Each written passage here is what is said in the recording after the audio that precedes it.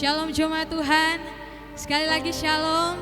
Apa kabar saudara? Pasti dahsyat dan luar biasa. Kita bersyukur sampai pada hari ini kita boleh sama-sama beribadah. Walaupun masih tetap online, tapi kita bersyukur.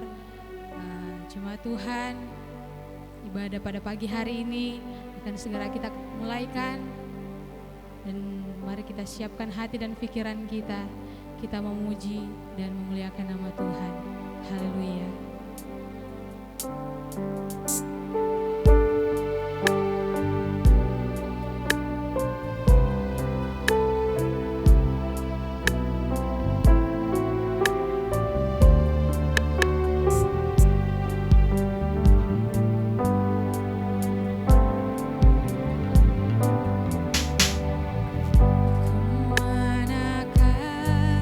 Kami mencari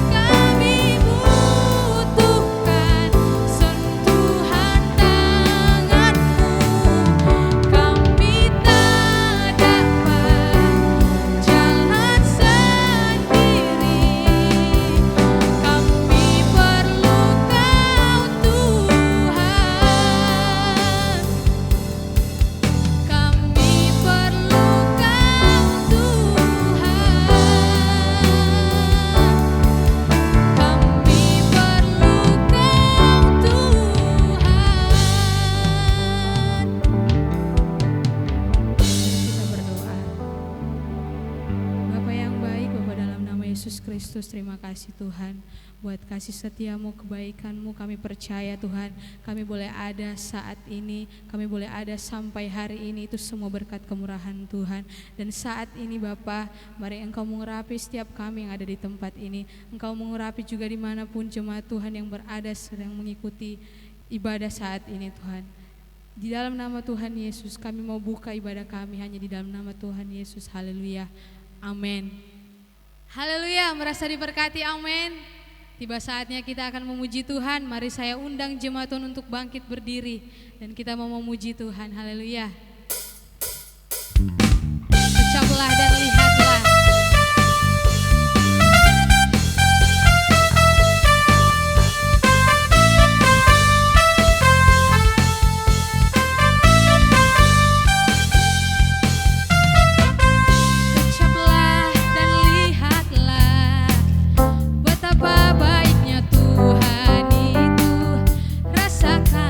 Nikmati kasih setia Tuhan.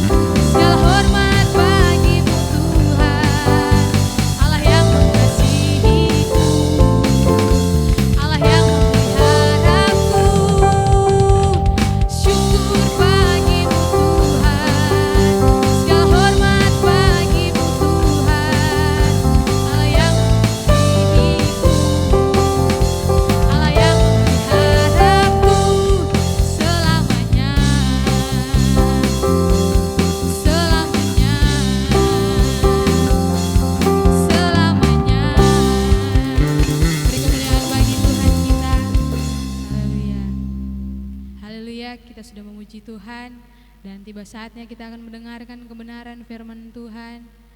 Mari kita siapkan hati dan pikiran kita. Kita naikkan satu pujian ini.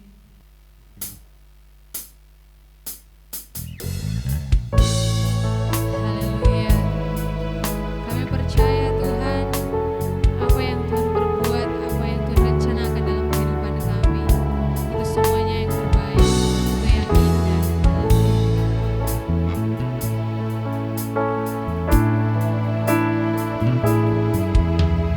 Dari semula telah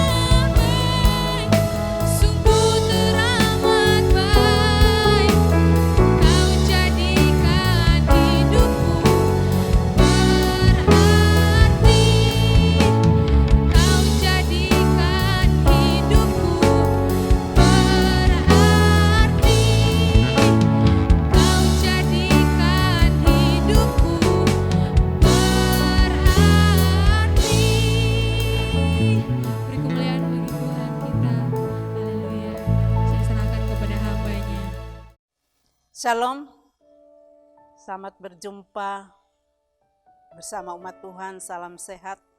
Tuhan Yesus memberkati kita semua. Puji Tuhan, adapun firman Tuhan kali ini kita akan melihat di dalam Injil Lukas pasal 22 ayatnya yang ke-31.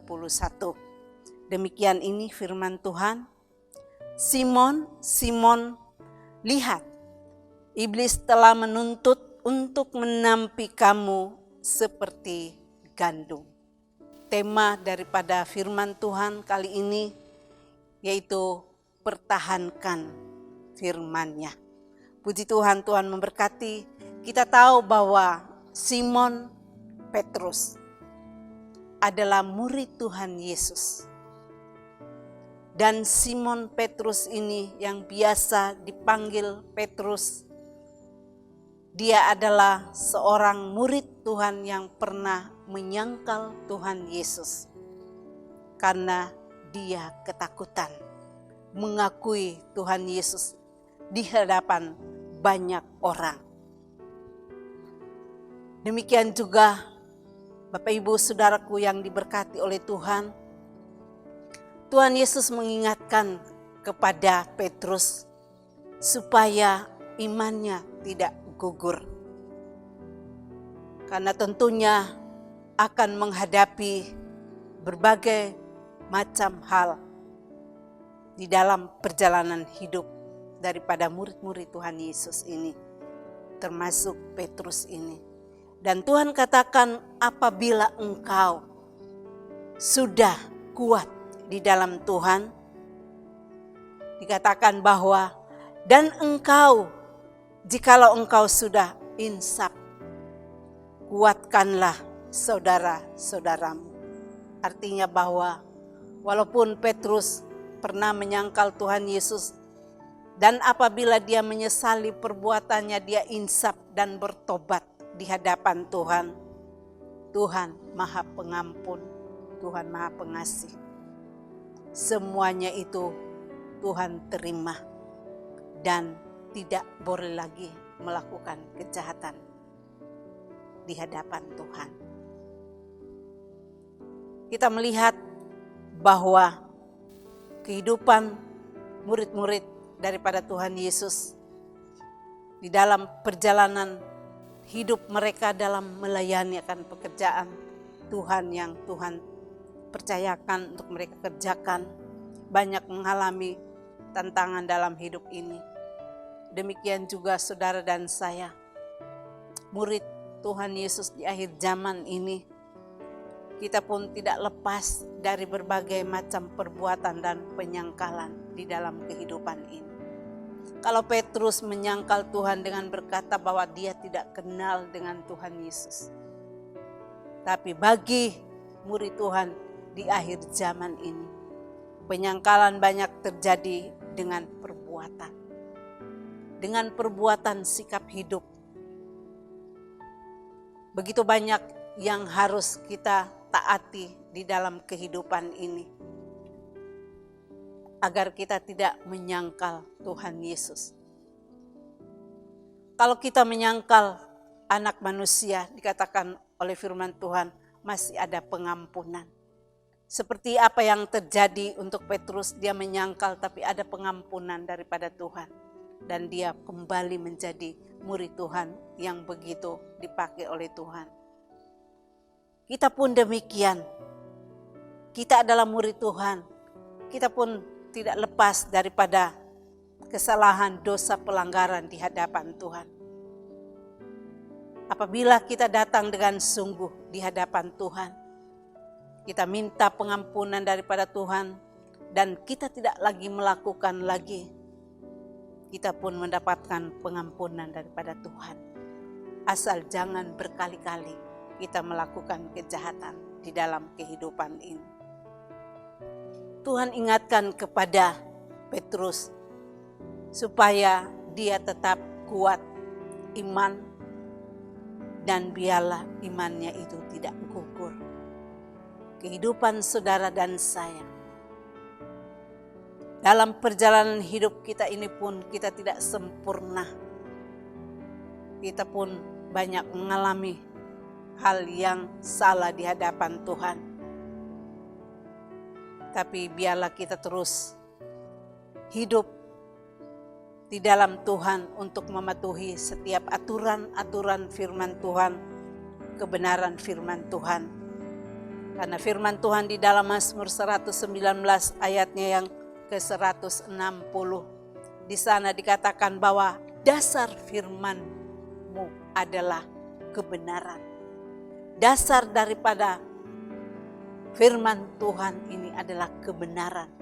Kita punya iman sampai saat ini. Kita memiliki iman yang kokoh kuat di hadapan Tuhan. Karena apa? Karena firman Tuhan.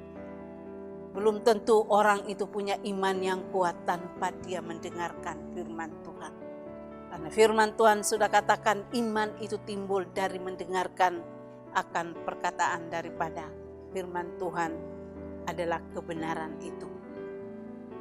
Mendengarkan perkataan daripada Tuhan kita Yesus Kristus di dalam firman-Nya. Karena firman Tuhan sudah katakan bahwa firman itu telah menjadi manusia, yaitu Yesus Kristus. Di dalam Yesus Kristus ada kebenaran. Perkataan Tuhan Yesus adalah perkataan firman Tuhan yang sampai hari ini, detik ini, dan sampai pada akhir zaman akan terus digenapi. Dan kita boleh melihat kegenapan daripada perkataan daripada firman Tuhan ini, perkataan daripada Tuhan Yesus ini sudah mulai terjadi dan digenapi di atas muka bumi ini. Dan tentu firman Tuhan itu tidak pernah gagal. Firman Tuhan akan sempurna dikerjakan di atas muka bumi ini. Tinggal bagaimana setiap orang yang ada di atas muka bumi ini, terutama yang dikatakan umat Tuhan dan sebagai murid Tuhan.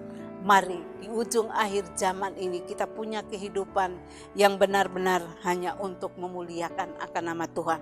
Apabila kita sudah bertobat menjadi anak Tuhan yang setia, mari kita terus menjaga kehidupan kita ini dengan benar. Rasul Paulus, dia adalah seorang rasul yang dipakai dengan luar biasa.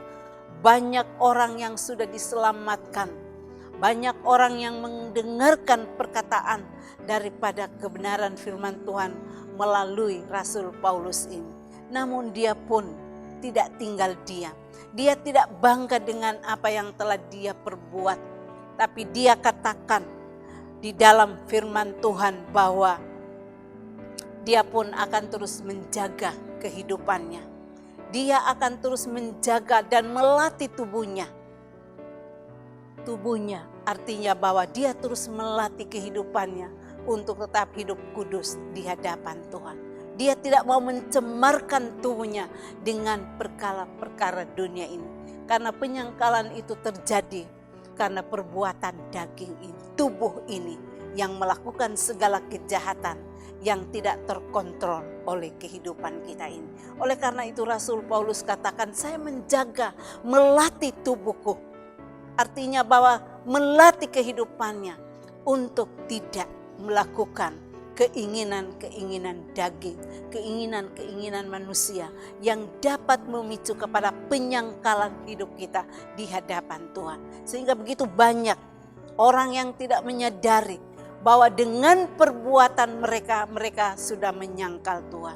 Perbuatan jahat mereka melakukan penyembahan berhala, melakukan perzinahan, perselingkuhan, bahkan mereka melakukan berbagai macam kejahatan, perampokan, pencurian, bahkan melakukan kebohongan, kesombongan. Itu sebenarnya adalah penyangkalan di hadapan Tuhan. Karena itu adalah perbuatan. Penyangkalan yang dilakukan adalah perbuatan. Di dalam Titus pasal 1 ayatnya yang ke-16. Dengan perbuatan kita sudah menyangkal Tuhan. Kalau Petrus dia berkata bahwa aku tidak kenal siapa itu yang sedang disiksa. Tapi murid Tuhan di akhir zaman ini, kehidupan umat-umat Tuhan yang mengaku dirinya sebagai anak Tuhan, sebagai hamba Tuhan. Tetapi sesungguhnya dia melakukan banyak penyangkalan di hadapan Tuhan. Termasuk hamba-hamba Tuhan yang melakukan pelecehan. Itu sudah penyangkalan. Seringkali kita tidak menyadari akan kehidupan kita. Kira kita sudah berjalan menurut jalannya Tuhan. Sehingga firman Tuhan katakan banyak orang yang menyangka bahwa jalan itu lurus. Tetapi ujungnya adalah maut. Merasa bahwa dia adalah hamba Tuhan, dia adalah anak Tuhan. Tidak apa-apa berbohong, tidak apa-apa melakukan kejahatan, perzinahan. Karena itu tersembunyi, tidak ada yang melihat. Dia merasa bahwa jalannya itu sudah benar, sudah lurus di hadapan Tuhan. Tapi dia tidak tahu bahwa di ujung sana ada maut yang sedang menanti. Artinya bahwa kalau dia tidak menyesali perbuatannya, dia tidak bertobat sungguh-sungguh di hadapan Tuhan, dia tidak insaf di hadapan Tuhan dengan segala perbuatannya dan terus berulang-ulang melakukan perbuatannya, minum mabuk, dia tidak tahu bahwa di ujung sana adalah kebinasaan. Dia merasa bahwa jalannya sudah lurus. Cuma minum sedikit umpamanya. Cuma datang ke tempat yang kotor cuma sedikit, cuma sekali-sekali. Ya kan? Mungkin ada yang mengatakan ke tempat-tempat yang mana di sana ada kejahatan, dia cuma sekali-sekali.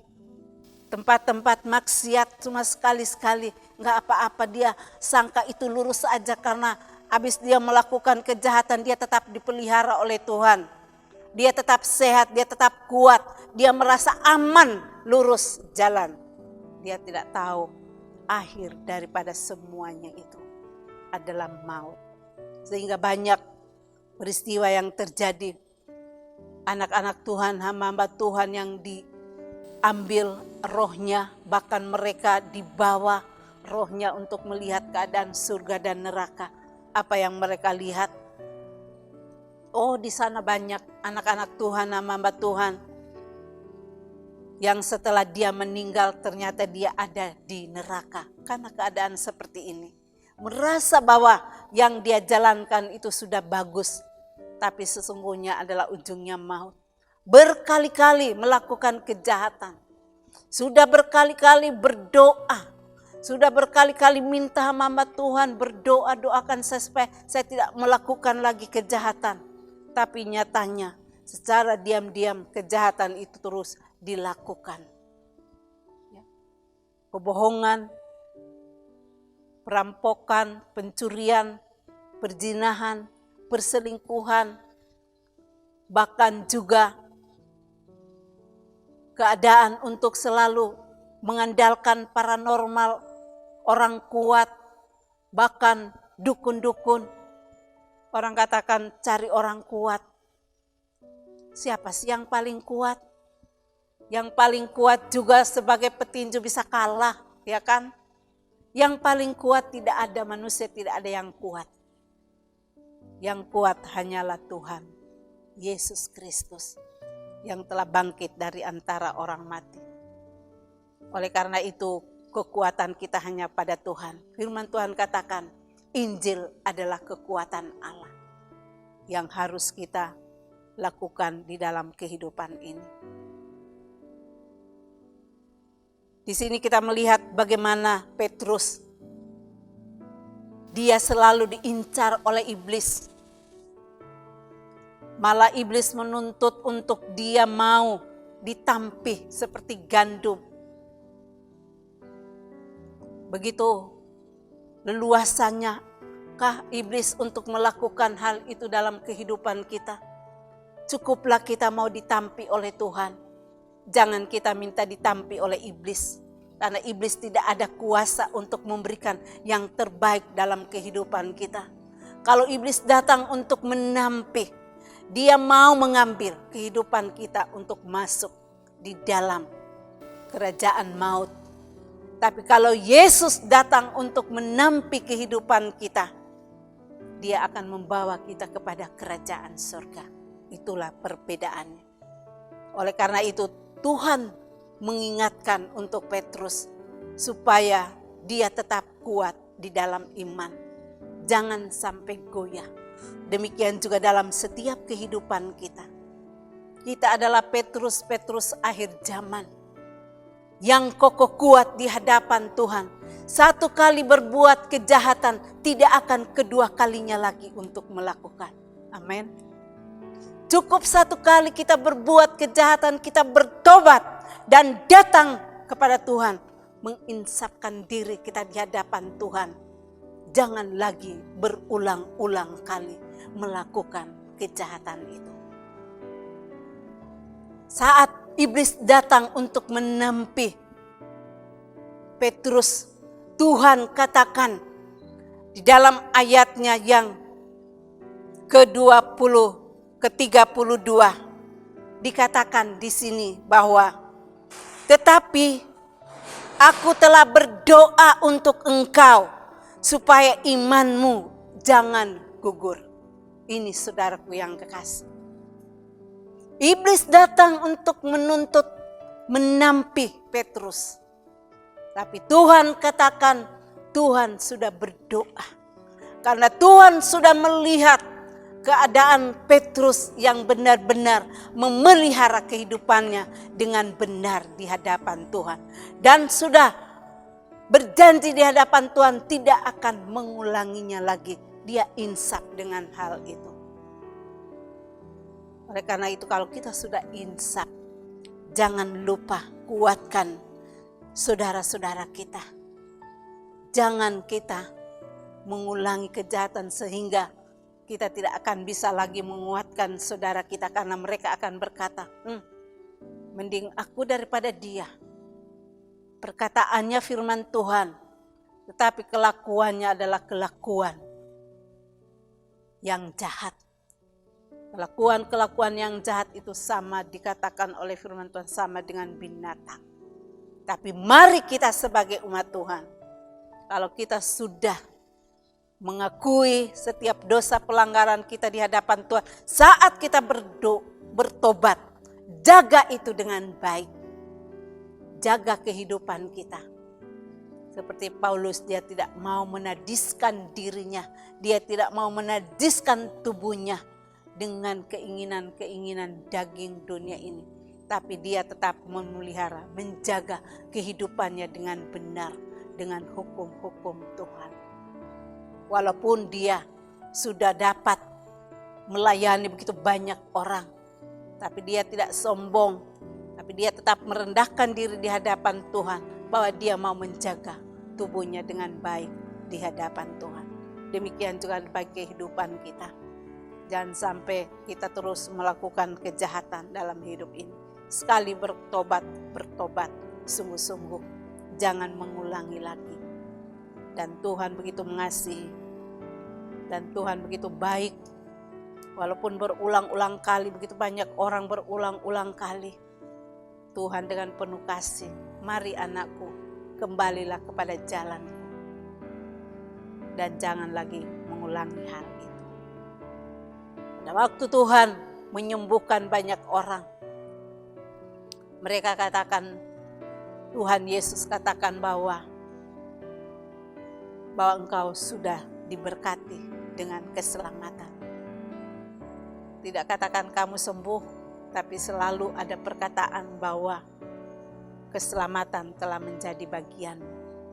Karena orang sudah diselamatkan oleh Tuhan, pasti dia akan mendapatkan juga kesembuhan.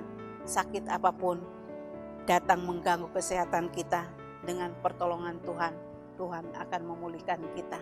Asalkan kita terus berpegang kepada kebenaran akan firman Tuhan.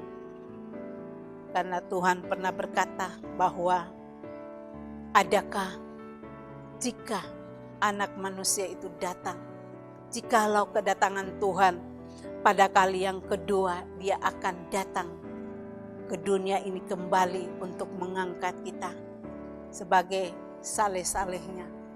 Dia berkata bahwa adakah ia dapati iman yang ada di bumi. Sekarang kita harus memperkuat iman kita. iman kita diperkuat oleh perkataan firman Tuhan. Agar Tuhan boleh mendapati kehidupan kita, bahwa kita punya iman yang kuat di dalam Tuhan.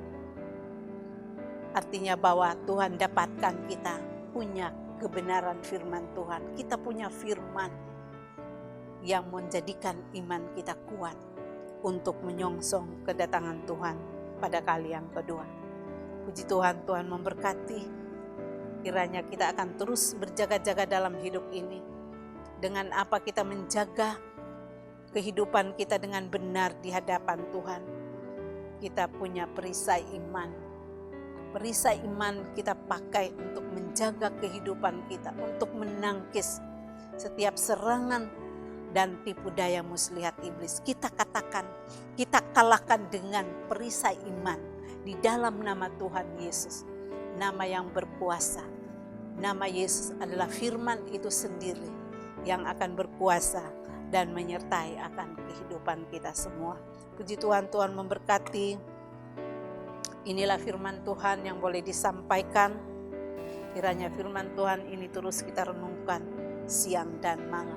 Kita terus baca dan kita terus renungkan dan kita laksanakan, aplikasikan di dalam setiap langkah kehidupan kita.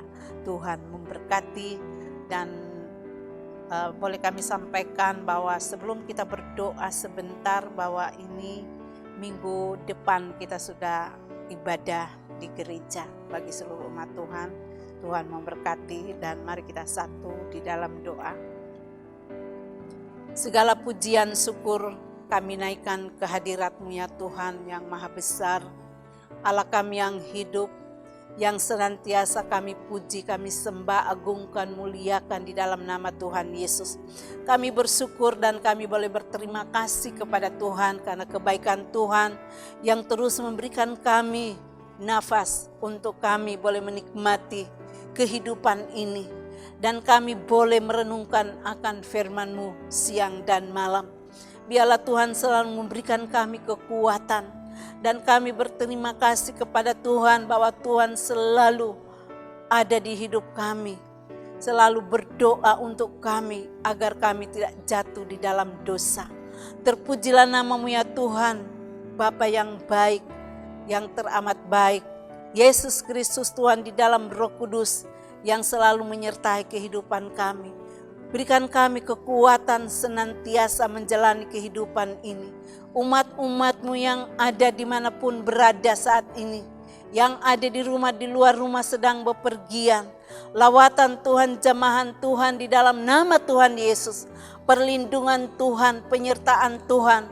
Agar setiap intimidasi, gangguan daripada kuasa kegelapan disingkirkan di dalam nama Tuhan Yesus. Umat-umat-Mu tetap kuat di dalam Tuhan. Dan Tuhan memberkati tugas pekerjaan mereka diberkati. Di dalam nama Tuhan Yesus penghasilan mereka Tuhan berkati. Demikian juga kesehatan mereka diberkati. Sehingga setiap sakit penyakit virus corona, sakit penyakit apapun disingkirkan di dalam nama Tuhan Yesus. Umat-umat-Mu terus diberkati dan dikasihi oleh Tuhan. Apapun rencana daripada setiap keberadaan umat-umat-Mu diberkati. Kami pun bersyukur kepada Tuhan untuk dapat mengakhiri pada bulan Agustus. Kiranya Tuhan memberkati sepanjang bulan Agustus. Tuhan telah memberkati kami dan kami akan memasuki pada bulan September. Kiranya juga Tuhan menyertai, memberkati, memberikan kami perlindungan dari segala hal apapun yang sedang terjadi di atas muka bumi ini. Celaka, bahaya, maut apapun Tuhan singkirkan kalau tidak seizin-Mu Tuhan. Kami tetap ada dalam perlindungan dan penyertaan yang daripada Tuhan. Terpuji nama Tuhan, apapun yang kami kerjakan, usahakan, buat, semuanya itu berhasil. Demikian juga Tuhan, kami terus berdoa supaya keluarga-keluarga Kristen senantiasa diberikan kekuatan, semangat untuk terus dapat menjalani kehidupan ini bersama keluarga yang rukun, yang bahagia, yang penuh dengan kasih satu dengan yang lain. Dan Tuhan memberkati di dalam nama Tuhan Yesus. Terpuji nama-Mu Tuhan. kami pun terus berdoa dengan keadaan bangsa dan negara kami serahkan ke dalam tangan Tuhan.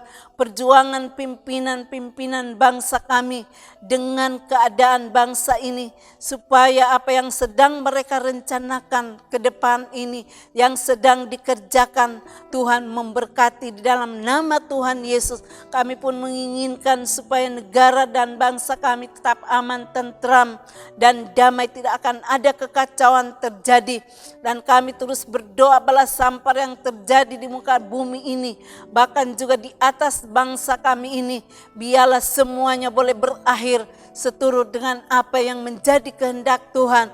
Dan Tuhan akan terus memelihara kami umat-Mu terhindar dari bahaya penyakit balas sampar yang sedang terjadi. Kami pegang janji-Mu, kami pegang firman-Mu, bahwa kami akan luput, kami umat-umat-Mu akan luput dari balas sampar yang sedang terjadi, karena Tuhan memelihara, menyertai dan memberkati kehidupan kami semua. Daerah kami Kalimantan Tengah, Tuhan memberkati.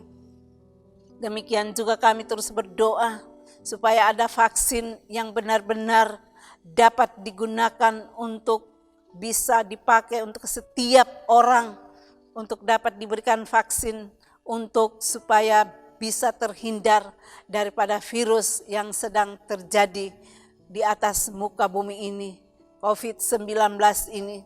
Kami berdoa para ahli, para dokter untuk mendapatkan vaksin yang benar-benar dapat dipakai untuk mencegah virus corona ini menyebar lebih luas lagi di atas muka bumi ini, bahkan di bangsa kami ini. Terima kasih Bapa di sorga, terpuji nama-Mu Tuhan. Kami menyerahkan seluruh kehidupan kami ke dalam tangan Tuhan. Seminggu yang akan datang, bahkan hari-hari yang akan datang, kami hanya serahkan ke dalam tangan Tuhan yang penuh kasih. Terima kasih Tuhan, inilah doa dan ucapan syukur kami kepada Tuhan. Kami bersyukur dan kami berterima kasih kepada Tuhan. Terpuji nama Tuhan. Saatnya kita akan menerima berkat yang daripada Tuhan. Haleluya. Tuhan memberkati engkau dan melindungi engkau. Tuhan menyinari engkau dengan wajah-Nya dan memberi engkau kasih karunia. Tuhan menghadapkan wajah-Nya kepadamu dan memberikan engkau damai sejahtera. Kiranya sukacita, damai sejahtera yang datangnya daripada Allah Bapa, Putra dan persekutuan di dalam Roh Kudus, di dalam nama Tuhan Yesus. Tuhan memberkati. Haleluya. Amin.